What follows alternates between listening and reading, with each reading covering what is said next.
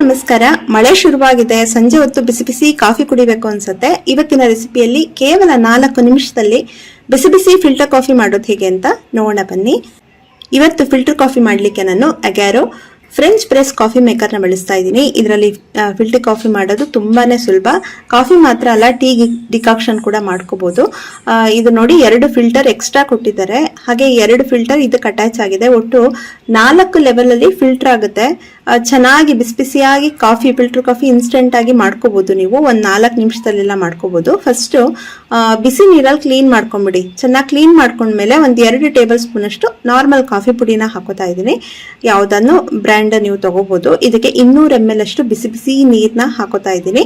Decoction ನಿಮ್ಗೆ ಜಾಸ್ತಿ ಕೂಡ 500 ml ಅಷ್ಟು ಡಿಕಾಕ್ಷನ್ ಕೂಡ ಮಾಡಿ ಇಟ್ಕೋಬಹುದು. ತುಂಬಾ ಜನ ಬಂದ್ರು ಅಂದ್ರೆ ಒಟ್ಟಿಗೆ ಒಂದು 500 ml ಡಿಕಾಕ್ಷನ್ ರೆಡಿ ಇಟ್ಕೊಂಡಿದ್ರೆ ಎಷ್ಟಾನ ಕಾಫಿ ಸರ್ವ್ ಮಾಡ್ಬೋದು. ನೋಡಿ, ಈ ತರ ಸ್ಪೂನ್ ನಲ್ಲಿ ಮಿಕ್ಸ್ ಮಾಡ್ಬಿಟ್ಟು ಇದನ್ನ ಈ ತರ ಜಸ್ಟ್ ಡಿಪ್ ಮಾಡಿ, ಪ್ರೆಸ್ ಮಾಡಬೇಡಿ, ಡಿಪ್ ಮಾಡಿ ಕ್ಲೋಸ್ ಮಾಡಿ ಇಡಿ. ಒಂದ್ 4 ನಿಮಿಷ. ಹಾಲು ತಗೊಂಡಿದ್ದೀನಿ, 1 ಗ್ಲಾಸ್ ಅಷ್ಟು ಹಾಲು ತಗೊಂಡಿದ್ದೀನಿ. ಇದಕ್ಕೆ 1.5 ಸ್ಪೂನ್ ಅಷ್ಟು ಸಕ್ಕರೆನ ಹಾಕೊಂಡು ಕುದಿಯಕ್ಕೆ ಇಟ್ಕೊಳ್ಳಿ. ಹಸುವಿನ ಹಾಲು ತಗೊಂಡಿದ್ದೀನಿ ನಾನು.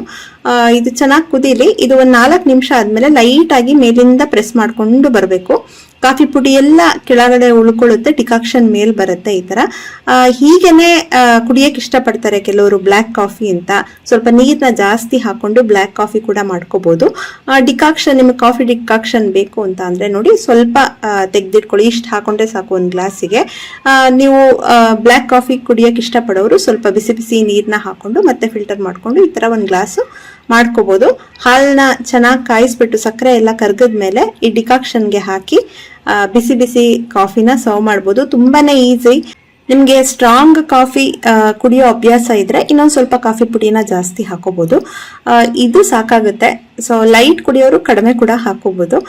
ಡಿಕಾಕ್ಷನ್ ರೆಡಿ ಇತ್ತು ಅಂತ ಅಂದ್ರೆ ಕ್ವಿಕ್ ಆಗಿ ಪಟ್ ಅಂತ ಕಾಫಿ ಮಾಡ್ಕೋಬಹುದು. ನೋಡಿ, ಬಿಸಿ ಬಿಸಿ ಕಾಫಿ ರೆಡಿ ಆಗಿದೆ. ಇದ್ರ ಜೊತೆಗೆ ಸ್ವಲ್ಪ ಬಿಸಿ ಬಿಸಿ ಬಜ್ಜಿ ಇದ್ರಂತೂ ಈ ಮಳೆಗೆ ಸಕ್ಕತ್ತಾಗಿರುತ್ತಲ್ಲ. ಸೊ ಖಂಡಿತ ಈ ರೆಸಿಪಿ ನಿಮ್ಮೆಲ್ಲರಿಗೂ ಇಷ್ಟ ಆಯ್ತು ಅನ್ಕೊಂತೀನಿ. ಇಷ್ಟ ಆದ್ರೆ ಲೈಕ್ ಮಾಡಿ, ಶೇರ್ ಮಾಡಿ. ಮತ್ತಷ್ಟು ಇಂಟ್ರೆಸ್ಟಿಂಗ್ ರೆಸಿಪೀಸ್ಗಾಗಿ ವೈಷ್ಣವಿ ಚಾನಲ್ಗೆ ಸಬ್ಸ್ಕ್ರೈಬ್ ಆಗೋದು ಮರಿಬೇಡಿ. Thank you.